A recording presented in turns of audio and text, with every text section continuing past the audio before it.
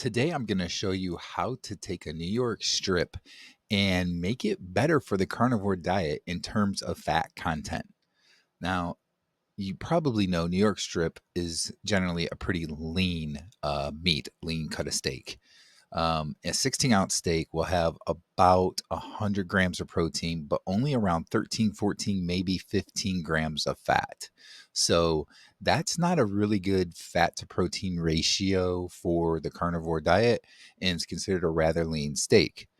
But there are ways to make it more comparable to like ribeye, let's say. Ribeye tends to be more 1-to-1 fat to protein ratio, but ribeye is also a bit more expensive. So this is a way to get that fat ratio up a little bit with a cheaper cut of steak. All right, so the main way you're going to have to do this is you're going to need to go to a place that sells the loin slabs, the New York loin slabs. Costco has them, and typically you can get them for a few cents a pound cheaper than what you would get the steaks already cut.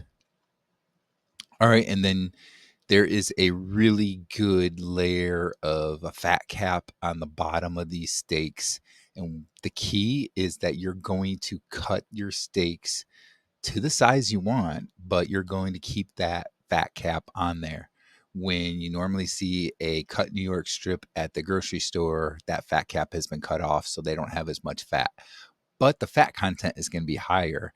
And you'll see here in my individual steaks that there is more fat on my steak. And that gives me the higher fat content, the higher fat ratio that I need with the fat to protein ratio for my steaks.